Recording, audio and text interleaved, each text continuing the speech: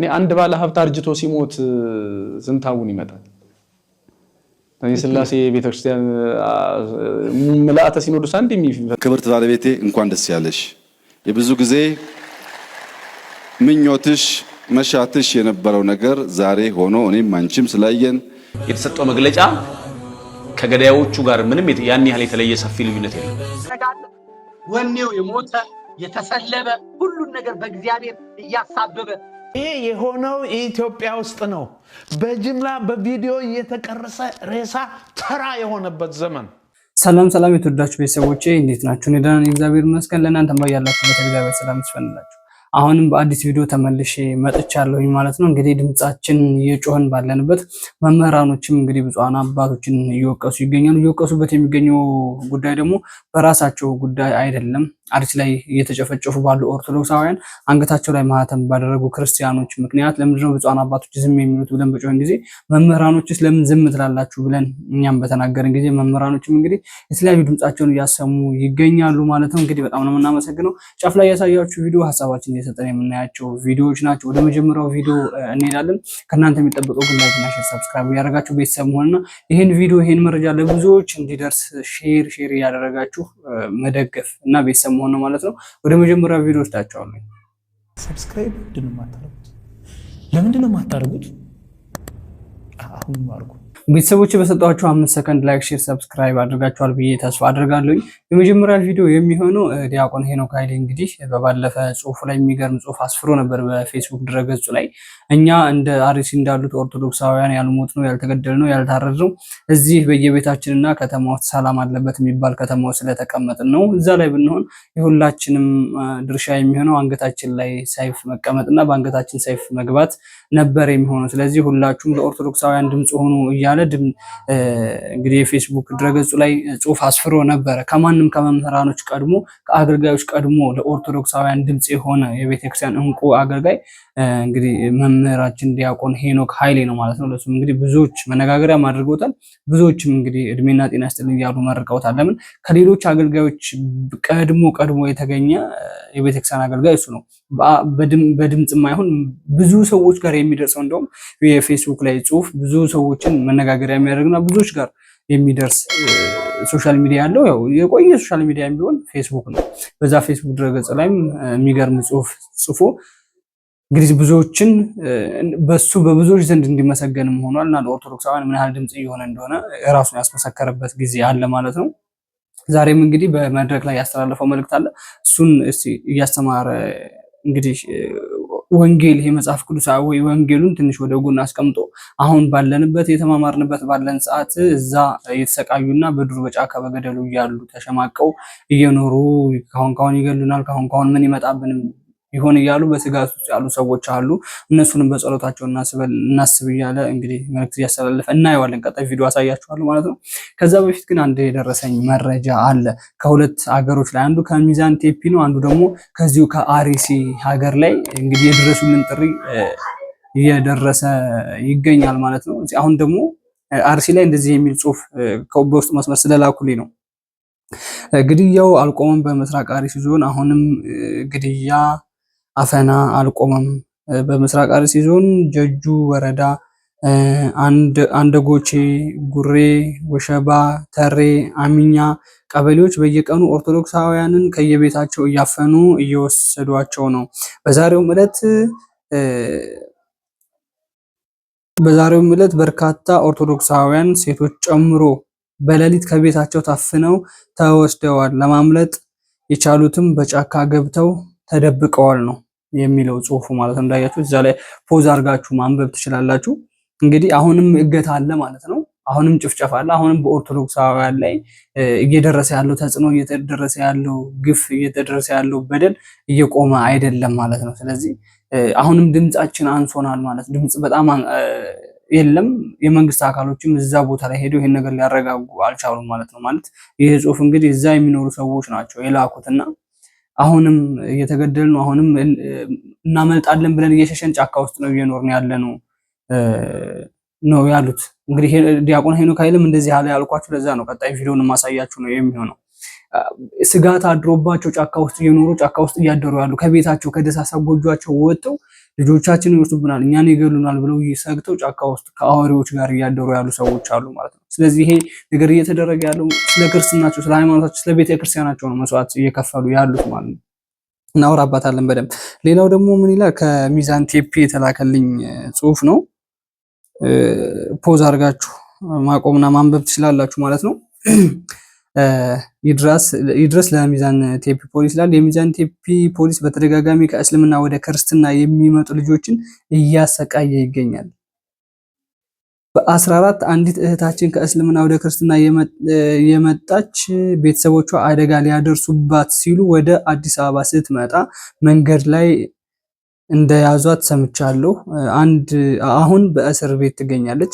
ሃይማኖት መቀየሯ አባቷ ሲሰማ ሊገድላት ሲል ለተወሰነ ጊዜ ከቤት ጠፍታ ሌላ ቦታ ቆይታ ነበረ። ታዲያ ነፍሷን ለማትረፍ ወደ አዲስ አበባ ስትመጣ መንገድ ላይ የጨፈና ወረዳ ፖሊስ ይዞ እንዳሰራት መረጃዎች ደርሰውኛል። ከልጅቷ እንደሰማ ነው። ጥፋቴ ምንድነው? ህፃን ልጅ እኮ አይደለሁም። ሃይማኖቴን መቀየር መብቴ ነው ብላ ፖሊሶችን ስጠይቃቸው እሱ እኛ አይመለከተንም ለወረዳሽ ፖሊስና ለቤተሰቦች ትነግሪያለሽ እንዳሏት ሰምቻለሁ። የሚዛን ቴፒ ፖሊስ እንዲህ አይነት ድርጊት ሲፈጽም ለመጀመሪያ ጊዜ አይደለም። ፖሊስ ከሃይማኖት ገለልተኛ ሆኖ ሊያገለግል ሲገባው ለምን ሃይማኖትሽን ቀየርሽ ብሎ የሚያስር ከሆነ ሀገሪቷ ላይ ምን እየተካሄደ እንዳለ ያጠራጥራል። እንደ እስልምና አስተምሮ ሃይማኖቱን የሚቀይር ሰው እንዲገደል ያዛል። ይህ ግድያ ፈርታ ሸሽታ ያለች ልጅ አንጠልጥሎ ለቤተሰቦቿ ፖሊስ የሚሰጧት ከሆነ አንዲት ነገር የምትሆን ከሆነ ይሄ ያደረጓት ፖሊሶች ተጠያቂ ናቸው ነው የሚለው ጽሁፉ ማለት ነው። ስለዚህ አንዲት እስልምና እምነት ተከታይ ትክክለኛ ወንጌል አይሰበክም፣ ትክክለኛ ክርስቶስ አይመለክም ብላ ወደ ኦርቶዶክስ በመጣች ጊዜ ነው እንግዲህ ይሄ ነገር እየተደረገ ያለው። እኔ ኦርቶዶክስ ሆኛለሁ ወይንም ሃይማኖቴን ቀይሬያለሁ ስትላቸው ቤተሰቦቿ ሊገድሏትና ሊያርዷት ተዘጋጁ ማለት ነው። ስለዚህ ከነሱ ሽሽት ወደ አዲስ አበባ ለመምጣት ሞከረች። ከዛም በኋላ ፖሊሶች መንገድ ላይ ያገኟት በጥቆማ በምን ከዛ ወደ ልትሄጂ ነው ወደዚህ ለምን ሃይማኖቴን ቀይሬያለሁ ስለ ቤተሰቦቼ ስናገር ሊገድሉኝ ሆነ ብላ ትነግራቸዋለች። ከዛም በኋላ ስለዚህ እንደዚህ ካልሽ ሄዱና የዛ ሀገር ፖሊስ ወደ ፖሊስ ጣቢያ ይወስዷታል ማለት። ስለዚህ ሃይማኖት መቀየር ማንኛውም ሰው መብቱ ነው። ድንጋይ ማምለክ ይችላል፣ ማንንም ሰው መናገር አይችልም። ሃይማኖት በነገራችን ላይ የግል ነው። ስለዚህ ማንኛውም ሰው የፈለገውን ነገር ያድነኛል የሚለው ነገር የመከተል መብት አለው። እቺ ልጅ ምን አድርጋ ነው በሃይማኖቷ የምትጠየቀው? እስልምና አያድንም ካለች መብቷ ነው። ኦርቶዶክስ መሆን ኦርቶዶክስ አያድንም ብሎ እስልምና መሄድ መብቱ ነው። ፕሮቴስታንት አያድንም ብሎ ወደሆነ ገደል ውስጥ መግባት መብቱ ነው። ዛፍ ማምለክ መብቱ ነው። ማንም ሰው መከልከል አይችልም። ሃይማኖት የግል ነው። ስለዚህ እቺ ልጅ ምን በድላ ምን አጥፍታ ነው ሃይማኖቴን ቀይሬያለሁ ስላለች ብቻ ለቤተሰቦቿ ተላልፋና ለፖሊስ ተላልፋ ለህግ ተላልፋ የምትሰጠው? መብት እኮ ነው። ስለ ሃይማኖት እኮ ህግ ክፍል እኮ ስለ ሃይማኖት እኮ አይመለከታቸውም። ሃይማኖት የግል ነው። ድንጋይ ማምለክ፣ እንጨት ማምለክ መብታቸው፣ የፈለገውን ያድነኛል የሚለው ነገር የማምለክ መብት አለው። ደግሞ የህግ አካሎች ከሃይማኖት ገለልተኛ ናቸው። ከሃይማኖት ውስጥ ጣልቃ መግባት እኮ የለባቸውም። የህግ አካሎች በሃይማኖት አይመለከታቸውም። ማንም ሰው የፈለገውን የማምለክ መብት አለው። እነሱ ጦርነት እንዳይነሳ ህዝቡ በሰላም እንዲኖር ነው እንጂ ሃይማኖት ገብቶ አንተ እንደዚህ አድርግ አንተ እንደዚህ አድርግ ለምን ቀየርሽ ብሎ እንደዚህ አይነት ነገር ማድረግ ሲጀመር የህግ አካሎች ከሃይማኖት ገለልተኛ ናቸው የሚባለው ሁሉንም በእኩል አይን እንዲታይ ነው። ማንኛውም ሰው በህግ ፊት እኩል ነው የሚባለው እኮ እስላም፣ ክርስቲና፣ ፕሮቴስታንት፣ ካቶሊክ ምናምን ስለማይባል ነው። ኦሮሞ፣ አማራ፣ ትግሬ፣ ሀዲያ ምናምን ስለማይባል እኮ ነው በህግ ፊት እኩል ነው የሚባለው። ስለዚህ ፖሊሶች በሃይማኖት ውስጥ መግባት የለባቸውም። እቺ ልጅ አሁን ይሄ እንደ በደል ታይቶ ከሆነ ሚዛን ቴፒ ሀገር ላይ ሚዛን ቴፒ ላይ እንግዲህ ትልቅ ቤተክርስቲያን አለ፣ ትልቅ ካቴድራል ቤተክርስቲያን የመልአኩ ቅዱስ ሚካኤል ቤተክርስቲያን እንዳለ እናውቃለን። ስለዚህ በቃ እኔ ከእግዚአብሔር ቤት ነው መጠለል የምፈልገው ብሎ አንድ እስልምና እምነት ተከታይ ወደ ሚካኤል ቤተክርስቲያን የሚሄድም ከሆነ በቃ ይገደላል፣ ይታረዳል ማለት ነው። ስለዚህ ይሄ ነገር አግባብ አይደለም። እሷ እግዚአብሔር ጠርቷት ነው እሷ ያድነኛል ብላ የምትፈልገውን ነገር ነው በቃ ማምለክ የፈለገችው። ክርስቶስ ጠርቷት ነው ወደ ቤተክርስቲያን እየሄደች ያለችው። ወይ በህልሟ ታይቷት ይሆናል፣ ወይ በቃ ራሷ በቃ ልቧ ተነሳስቶ እንደ ትክክለኛው መንገድ ይሄ ነው ብላ መርቷት ሊሆን ይችላል እግዚአብሔር ወደ እግዚአብሔር ቤት እየሄደች ያለችው። ስለዚህ መታረዱ መገደሉ ምን አስፈለገ? ማስፈራራቱ ምን አስፈለገ? ወላጆች ከተቻሉ መክረው የራሳቸው ሃይማኖት የሚያድናቸው ከሆነ እስልምና ወደዚህ እንደዚህ ነው ብለው ማስተማር ነው። ካልተቻለ ደግሞ ስለዚህ አንቺ የሚያድንሽ የምታውቂው አንቺ ነሽ። ሃይማኖት የግል ነው። ይሄው ብሎ መንገዱን መልቀቅ ነው እንጂ ሃይማኖት ከእንትን ካልሽ ይሄ ሱራ 4:55 ላይ የተጻፈችውን በእስልምና ቁርአን ላይ የተጻፈችውን ብቻ መሰረት አድርገው አምልኳቸው እዛ ላይ ብቻ ሆነች። እዛ ላይ ብቻ አምልኳቸው ረደው ገደለው ፍለጠው ቁረጠው የሚለው ላይ እንደዛ አይደለም መሆን ያለበት። ይሄን አልከ ተናገርኩኝ ይበቃኛል። እስቲ የዲያቆን ሄኖክ ኃይሌ መልእክት እንስማና ሐሳባችን ደግሞ እንሰጣለን። ቅድስት ቤተክርስቲያናችን በፈተና ውስጥ ያለችበት ጊዜ ላይ ነው ያለ ነው። ይህንን ትምህርት እኛ እዚህ ቆመን በምንማርበት ዝማሬ በምንዘምርበት ሰዓት በዚህ ሰዓት በከፍተኛ ስጋት ውስጥ ያሉ ኦርቶዶክሳውያን ክርስቲያኖች ብዙ ናቸው። በተለይም በያዝነው ወር ከ20 የሚበልጡ ምዕመናን በሰማዕትነት ያረፉበት አሁንም ድረስ እስከ ትናንትናው ቀን ድረስ ግድያው ያልቆመበት ጊዜ ላይ ያለ ነው። እግዚአብሔር አምላካችን ሰማዕታቱን በክብር ያሳርፍልን። እንደዚሁም በጸጥታ ስጋት በመከራ ላይ ያሉ ወንድም እህቶቻችንን እግዚአብሔር በቸርነቱ ይጠብቅልን። ለቅድስት ቤተክርስቲያንም የሰማዕታቱን ደም ምክንያት አድርጎ የነሱን የሰማዕትነት ፍጻሜ የመከራ ፍጻሜ እንዲያደርግልን የእርሱ ቅዱስ ፈቃድ ይሁንልን። ይህንን ድምፅ የምትሰሙ እንዲህ ያለውን መከራና የክርስቲያኖችን በግፍ ሰማዕትነት መቀበል ለማስቆም ኃላፊነት ላይ ያላችሁ የተለያየ የመንግስትም ይሁን በስፍራው ስልጣን ላይ ያላችሁ ሰዎች የሚገባችሁን ኃላፊነት እንድትወጡ በዚህ አጋጣሚ እንጠይቃለን። ቅድም እንደተናገርኩት እንግዲህ መምህራችን ዲያቆን ሄኖክ ኃይሌ በኢትዮጵያ ኦርቶዶክስ ተዋሕዶ ቤተክርስቲያን ታዋቂ የሆነ እንዲሁም ክብር በሱ ላይ ያረፈበት ህዝበ ምዕመኑ ሙሉ የሚወደውና የሚያከብረው እንቁ የሆነ መምህራችን ነው።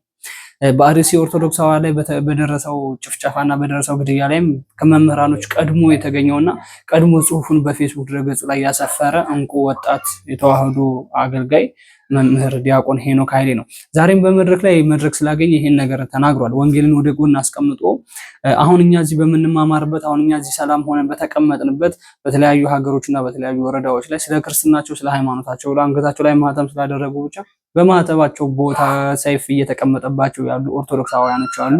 እነሱም በጸሎታቸው እናስባቸው እያለ ነው የሚገኘውና ትክክል ነው። ሰምተናል፣ መረጃም ደርሶናል።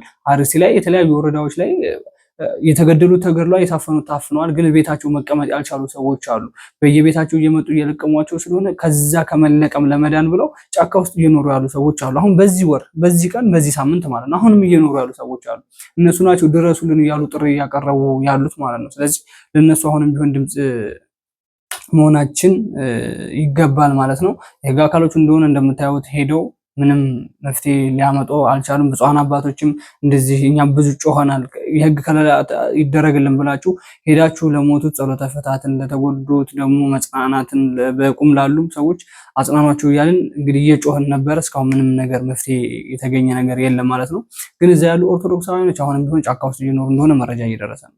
እየታፈኑም እየታገቱም እንደሆነ መረጃ እየደረሰ ነው። ትናንትና 9 ሰዎች ገደማ ታግተዋል ማለት ትናንት ማለትም በ29 ማለት ነው 9 ኦርቶዶክሳውያን ታግተው ተወስዷል። ከዛ እነዛም ግን አንዱ ሰው 300,000 400,000 500,000 እንደተጠየቀ መረጃ ደርሶናል። ከዛን አቅም የሌለ ወይንም ትንሽ ብር የጎደላቸው 300,000 ከተጠየቀ 200,000 ተልኮለት ከሆነ 100,000 ብር ያው እንግዲህ ነፍስ ይገደላል ለ100,000 ተብሎ ማለት ነው። እንደዛ አይነት ነገር እየተደረገ ነው ያለው። ዛሬ ይታገታሉ፣ ብር ተከፍሏቸው ራሱ ወደ ቤት ይለቀቁ አይለቀቁ እግዚአብሔር ነው የሚያውቀው። እንግዲህ ዋስትናውን የሚወስዳቸው ብራቸው ዋስ ይሆናቸዋል። ከዛ ውጪ ግን እግዚአብሔር ነው ዋስ ይሆናቸው ያለው። ብር ተልኮላቸው ወደ ቤት የማይመለሱ ሰዎች አሉ። እነሱ ስለሚያውቋቸው አክራሪዎቹ እነማን ናቸው፣ ኦርቶዶክሳን የሚያስታርቁ መልካም የሚያስቡ ምናምን የሚለው ነገር በደንብ ጠንቅቀው መረጃ ስላላቸው እንግዲህ እየወሰዱ ብርም እየተከፈላቸው ነው እያረዱ ያሉት ማለት ነው። እየተከፈላቸውም እያጠፉ ነው። ልቀቁልን ብለው ያን የሌላቸውን ከብታቸውን ቤታቸውን ሸጠው ይልካሉ፣ ይከፍላሉ። ከዛም በኋላ ነፍሳቸውንም አይመልሱላቸው ማለት ይሄ ነገር ነው እየተደረገ ያለው። ኦርቶዶክሳውያን ላይ ብቻ ነው ይሄ ነገር ተነጣጥሮ የተደረገ ያለው ማለት ነው። ስለዚህ ለዚህ ኦርቶዶክሳውያን ሕዝብ ፍትህ ብለን የማንጮህ ከሆነ ድምጽ የማንሆናችሁ ሌሎች ቤተ እምነቶች ይሄ ነገር የሚያስደስታችሁ አላችሁ ብዬ አላስብም።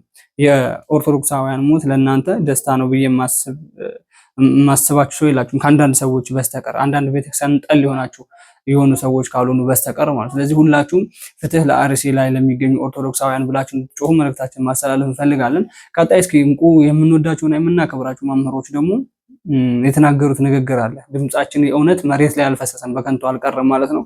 እንመልከታቸው እስኪ። የተሰጠው መግለጫ ከገዳዮቹ ጋር ምንም ያን ያህል የተለየ ሰፊ ልዩነት የለም። ምክንያቱም እናያለን በሌላው ቤተ እምነት አንድ ሰው ሲሞት ሁለት ሰው ሲሞት የሆነ ነገር ሲፈጠር ምን ያህል ርቀት እንደሚሄድ የሆነ ሰው ሰደበ ተብሎ ምን ያህል ርቀት እንደሚሄድ እናውቃለን። ይሄ ሁሉ ሰው ሞቶ ስቲል አሁንም ሞቱ እንደቀጠለ ሆኖ ከመንግስት አካል ጋር ተነጋግረው እንዲቆም አላደረጉ። ወደ ቦታው መሄድ ነበረባቸው። ወደ ተገደሉ ሰዎች ከመንግስት አካል ቢሆን የጸጥታ መዋቅር ጠይቀው ተኪዶ መጽናናት አለባቸው፣ ሂዶ ማየት አለባቸው። እንዲያውም የሀገረ ስብከቱ ሊቀ ጳጳስማ ኦርቶዶክስ ስለመሆናቸው በምን አውቃለሁ ነው ያሉት።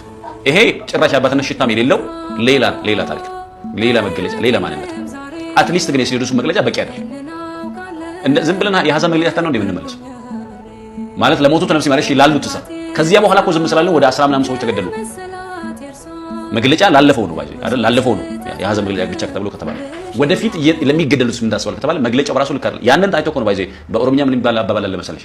ሰዓብ ባንጋፈ ጨብሴ ኦላን ጀጃምሴ ጎረቤት ይሄ ባለቤት ቀንዷን የሰበራትላም ጎረቤት አይኗን አጠፋት ማለት ነው። ምን ማለት ነው? ኦልሬዲ ባለቤቱ ራሱ ቀንዱን ሰብሮታል፣ ቫልዩዋን አሳንሷል ማለት ነው። እሱ ቫልዩዋን ካሳነሰ እሱ ከቀንዷን ከሰበረላት ክብሯን ካሳጣት ጎረቤት አይኗን ያጠፋታል።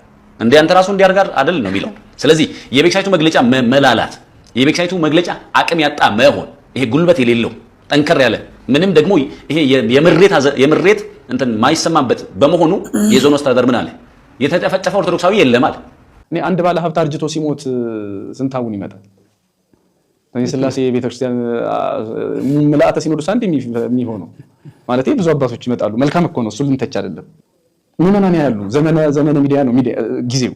አንድ ባለ ሀብት አርጅቶ ሲሞት ወዳጄ ብለው የሚመጡ አባቶቻችን ይሄ ሁሉ ክርስቲያን በየጊዜው ሲታረድ ምንድነው የሚሰሩት? ጥያቄው ይሄ ነው። የሞራል ጥያቄ የለም ወይ ነው?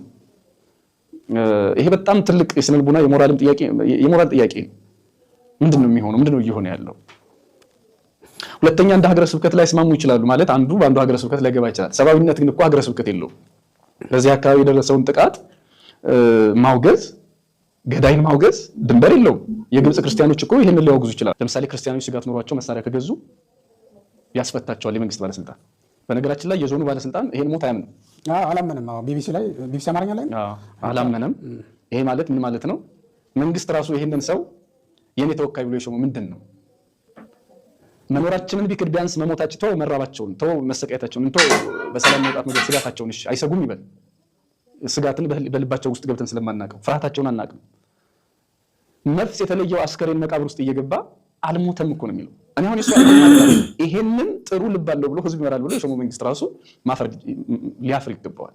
ሌላው ቪዲዮም እንግዲህ ሰሞኑን እየጮህንበት የነበረውም ይህን ነገር ነበረ። እኛ ገዳዮቹን ከመውቀስ ይልቅ ቤተክርስቲያን ውስጥ ያሉ አገልጋዮች፣ ቤተክርስቲያን ውስጥ ያሉ ዘማሪያኖች፣ ቤተክርስቲያን ውስጥ ያሉ ብፁዓን አባቶች መንጋውን እንዲጠብቁ ክርስቶስ የሾማቸው ቤተክርስቲያን ያከበረቻቸው ብፁዓን አባቶች የት ሄዱ እያልን እየጮህን ነበረ። ብፁዓን አባቶች ለዚህ ለምንድነው መልስ የማይሰጡት? ለምንድነው መግለጫ የሚያወጡት?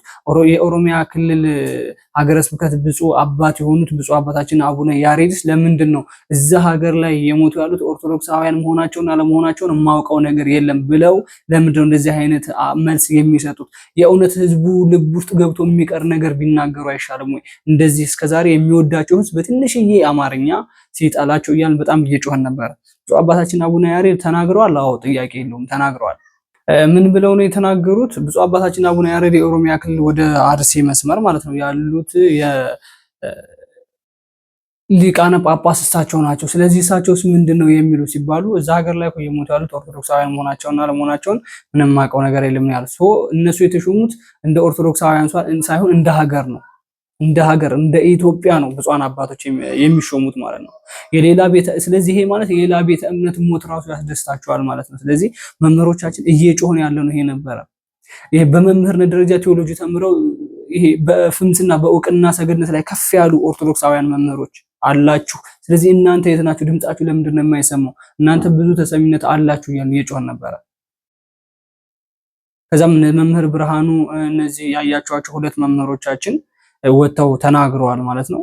መምህር ብርሃኑም እንደምታዩት በቃ በጣም በስሜታዊ ሆኖ ነው እየተናገረ ያለው ማለት ነው። ስሜታዊነት መሆን ሳይሆን ብፁዓን አባቶች መልስ እየሰጡ አይደለም። አዎ አይደለም። ሌሎች አገልጋዮች መልስ እየሰጡ አይደለም። አዎ አይደለም። ሌሎች አገልጋዮችም አሁንም ወደ አገልጋዮቹ ነው የምንዞረው። ቀጣይ በምንሰራው ቪዲዮ አገልጋዮች ላይ ነው ትኩረት የምናደርገው። አገልጋዮች በየመድረኩ እየዞሩ የሚከፈላቸውን ገንዘብ ብቻ በመልቀም ላይ ነው ያሉት አሁን በአሁን ሰዓት። ስለ ኦርቶዶክሳውያን ሞት ምንም እየተመለከታችሁ አይደለም። ብዙ አገልጋዮች አሉ፣ በቲክቶክ ሰገነት ላይ ከፍ ያሉ አገልጋዮች አሉ፣ በመምህርነት በዘማሪነት፣ ሌሎች ደግሞ ቤተክርስቲያን ውስጥ የሌሉ በቤተክርስቲያን ግን የኦርቶዶክስ እምነት ተከታይ የሆኑ ግን ቲክቶከር የሆኑ ቤተክርስቲያንን ሲያስተዋውቁ ገዳማትን ሲያስተዋውቁ 100 ሺህ 200 ሺህ እየጠየቁ የሚያስተዋውቁ ኦርቶዶክሳውያን ቲክቶከሮችም አሉ። እነሱንም በደንብ የምናነሳ ይሆናል። እነሱን አይመለከታቸውም ወይ? ይሄኛ ጥያቄ ነው። እነሱን አያገባቸውም ወይ? የዛን ጊዜ ሲያስተዋውቁ 100 ሺህ 200 ሺህ የምትከፍላቸው ቤተክርስቲያን ውስጥ ያሉ ህዝበ ምዕመን ነው እየተገደለ ያለው። ስለዚህ ወደ ሐሳባችን እንመለስ። መምህር ብርሃኑ በጣም ነው የምናመሰግነው። ስለ ብፁዕ አባታችን አቡነ ያሬድም አንስቶ ነበረ። እዛ ሀገር ላይ ጉባኤ ስንጠራ እኮ ተሰብስበን ነው የምንሄደው። እዛ ሀገር ላይ ይሄን አልከፈሉም ብለን ነው የምንሄደው። ስለዚህ እዛ ሀገር ላይ ያለ ህዝብ ነው እየሞተ ያለው ነው ያለው። ጥያቄ የለውም። አዎ እየሞተ ነው። አዎ በጫካ ውስጥ እየኖሩ ነው። አዎ እየታረዱ ነው። ቀያቸውን ለቀው ሰፈራቸውን ለቀው ነው ጫካ ውስጥ እየኖሩ ያሉት። ሁለተኛ ላይ ደግሞ አይታችሁት ከሆነ ወንድሞቻችን የተናገሩት ነገር እኮ አለ። አንድ ትልቅ ባለሀብት ሲሞት ቅዱስ ሲኖዶስ ውስጥ ያሉ ብፁዓን አባቶች ተሰብስበው ነው የሚመጡት እዛ ባለሀብት ቤት ወይንም የዛ ባለሀብት መቃብር ስፍራ። ለምን? ገንዘብ ስላለው። አያችሁ፣ ገንዘብ ነው እየገዛ ያለው ማለት ነው። ብፁዓን አባቶች ራሱ ክርስቶስ በመንፈስ ቅዱስ የሾማቸው ብፁዓን አባቶች ምድር ላይ ሲወርዱ ግን መሬት ላይ ሲወርዱ ገንዘብ ነው እየገዛቸው ያለው፣ ገንዘብ ነው እያስተዳደራቸው ያለው። ንስሐ ሲሰጡ እኮ ራሱ እኮ በገንዘብ እኮ አይደለም ስጡ የሚለው መጽሐፍ ቅዱስ የለም እንደዚህ አይነት ትምህርት። ግን እኮ አሁን ንስሐ የሚሰጡ ሰዎች ራሱ ገንዘብ እየተቀበሉ ነው። ድሃና ሀብታም ሲሞት ፍትሃታቸው ራሱ የተለያየ እኮ ነው። ተናግሮታል። ቄስ በአደባባይ ወጥቶ ነው የተናገረው። እኔ አይደለም ያልኩት፣ መረጃ ማምጣት ይቻላል። ድሃ ቤትና ሀብታም ቤት ሲጠሩ ቄሶች እንደዚህ ጉዳት ደርሶብናል፣ ስለዚህ እባካችሁ ፍትሃት አድርጉልን ሲባል እኮ በጣም የተለየ እኮ ነው። ለምን ሀብታሙ ቤት ገንዘብ ሊኖር ይችላል፣ ድሃው ቤት ገንዘብ የለማ?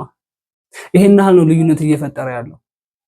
ይሄን ያህል ነው በሚዛን እየተመዘንን ያለ ነው ማለት ነው። ቤተክርስቲያን የሾሞቻችሁ ሁሉንም በስርዓት ሁሉንም እኩል አይን አይታችሁ ሁሉንም በስርዓት እንድታስተዳድሩ የምትባርኩ እንድትባርኩ ንስሐ ልጅ ሁሉንም በእኩል አይን እንድትይዙ ገንዘብ ስለከፈላችሁ ላልከፈላችሁ አይደለም። ገንዘብ ኃጢአትን ሊያጠፋ አይችልም። ገንዘብ እንደውም ኃጢአትን የሚያመጣበት ምንጭ መንገዱ ዋናው ገንዘብ ነው። ሰው የሚያስገድለው ሰው የሚያሳርረው ሰው ምን የሚለው ገንዘብ ጥቅም ነው። ጥቅም ከገንዘብ ነው የሚመጣው። ስለዚህ በመምህሮች ደረጃ እንደዚህ መወቀስ ብፁዓን አባቶች መወቀስ የለባቸው ነበር። እኛ ጩኸታችን እንዲወቀሱ ስለምንፈልግ ጮኸናል። መምህራኖች ላይ ጮኸናል። ለምን? ይሄ ህዝብ ነው እየከፈላቸው ያለው ብለን አንቋረናል፣ ጮኸናል። ለጥያቄያችን መልስ አግኝተናል። እኛ አሁን ገዳዮችን አይደለም እየወቀስን ያለን። ቤተክርስቲያን ውስጥ ቁጭ ያላችሁ አገልጋዮች እናንተ ናችሁ ገዳዮች እያልን ነው። ለምን? ዝምታችሁ ስለበዛ ማለት ነው። ለምን? ገንዘብ ቆጥሮ የሚከፍላችሁ እንድታገለግሉ የሚጠራችሁ የሚያከብራችሁ የሚወዳችሁ ህዝብ ሲሞት ዝም ካላችሁ ገዳዮች እናንተ ናችሁ። ገዳዩ ግድ ገጀራ ያዘው ሰው ወይንም ግድ ሰይፍ ያዘው ሰው መሆን አይጠበቅበትም። የእናንተ ድምጽ መግደልም ማዳንም ይችላል። ለዛ ነው እየጮህንም ያለ ነው። ስለዚህ ሌሎች መምህራኖችም አሁንም ድምጽ ያስፈልጋል። ዲያቆን ሄኖክ ኃይሌ ብቻ አይደለም መምህር ብርሃኑ ብቻ አይደለም መምህር። እነዚህ ሁለት መምህሮቻችን ብቻ አይደሉም መምህሮቻችን፣ ብዙ መምህሮች አሉ ከዚህ በላይ ድምጻቸው የሚሰማ። ከዚህ በላይ ደግሞ የሆነ መምህርነት ደረጃ እውቅና ደረጃ ላይ ከፍ ያላችሁ ሰዎች አላችሁ። እናንተ ሴት ናችሁ የላችሁም። አሁንም ድምጽ እንፈልጋለን። እየታረዱ ያሉት እናንተ የሚያከብሯችሁ ናችሁ። እናንተ በክብር እንድትቀመጡ ያደረጓችሁ ያሉት ሰዎች ናቸው እየታረዱ ያሉት። እናንተ ልል በሉ ብላችሁ እልል የምታስብሏችሁ ሰው ነው እየታረዱ ያላችሁ። ቀጣይ ማንኛው ህዝብ ነው ልል የሚላችሁ? ቀጣይ እናንተ ስታስተምሩ ማን ነው እናንተን ጆሮ ሰጥቶ የሚሰማችሁ? ሄዳችሁ ተጽናኑ፣ ሄዳችሁ እንደዚህ አድርጉ ብላችሁ የምታስተምሩት ህዝብ ማንን ነው? ነገ ከነገ ወዲያ ቤተክርስቲያንን አሰሩ ብላችሁ የምትለምኑት ህዝብ የለም። ለምን? ትናንትና አስገድላችሁታል፣ ትናንትና ገድላችሁታል፣ ትናንትና ድምጽ አልሰጣችሁትም። ነገ ከነገ ወዲያ ቤተክርስቲያን ቁጭ ብላችሁ የምትለምኑት እንደዚህ አገልግሎት ይደረጋል ብላችሁ ፕሮሞት እየሰራችሁ ህዝቡን የምትሰበስቡት አስተዳዳሪዎች የለም። ህዝብ ነገ ማንንም አሰበስቡ። የሞተው ሞቷል፣ ያለው ደግሞ ጫካ ገብቷል። ስለዚህ አሁንም ቢሆን ድምጻችሁና ከአስተዳዳሪዎች ጀምራችሁ አገልጋዮች፣ የቤተክርስቲያን አገልጋዮች፣ ቲክቶከሮች በኦርቶዶክስ ላይ እምነት ተከታይ የሚሆኑ አትሆኑም። ግድ ሰው ስለሆናችሁ ብቻ ሰውነታችሁ መግዛት አለበት። የእነሱ ደም የእናንተም ደም ይሁን። ብዙ ፕሮቴስታንቶች ድምጽ ሆነዋል፣ ብዙ ጴንጤዎች ድምጽ ሆነዋል፣ ብዙ እስልምና እምነት ተከታዮችም ድምጽ ሆነዋል። እስልምናዎችም የሚቃወሙ ሙስሊሞች አሉ። የዋሃቢ እስልምና እምነት ተከታዮችን አራጆቹን የሚቃወሙ እስልምና እምነት ተከታዮች አሉ። እነሱ ለኦርቶዶክሳውያን ድምጽ ሆነዋል። ስለዚህ እነሱ ለኦርቶዶክሳውያን ድምጽ ይሁን። ቤተክርስቲያን ያላችሁ አገልጋዮችን ሁላችሁም ፕሮፋይል እየቀየራችሁ ድምጽ መሆን ነበረባችሁ። አብዛኛው ፌስቡክ ላይም ገብቻ ያለው ጉባኤ ነገ እንደዚህ ጉባኤ ያለ ፖስተር መስራትና መፖስት ብቻ ያ ጣማግባ ይሄ በሰው ደም መጫወት በሰው ደም መጨመላለቅ ነው የሚባለው። ጉባኤው ይቅርባችሁ። ይሄ 3-4 ሺህ ብር የሚከፈላችሁ ነገር ይቅር ለአንድ ለሁለት ምን ችግር አለው? የትኛው ጥቅም ሊቀርባት ነው ቤተክርስቲያኑ? እናንተ ጉባኤ ቀርቶ ይቅር። ይሄን ጉባኤ የሚያካሂደው እኮ ህዝብ እኮ ነው። የሚከፍለው ህዝብ ነው። የሚሰበሰበው ህዝብ ነው። ቤተክርስቲያን የሚሰራው ህዝብ ነው። የሚያነግሰው ህዝብ ነው። እናንተ የሚያከብረው ህዝብ ነው። ህዝብ ከሌለ እናንተ ባዶ መና ናችሁ። ቤተክርስቲያን ባዶ ነች ህዝብ ከሌለ።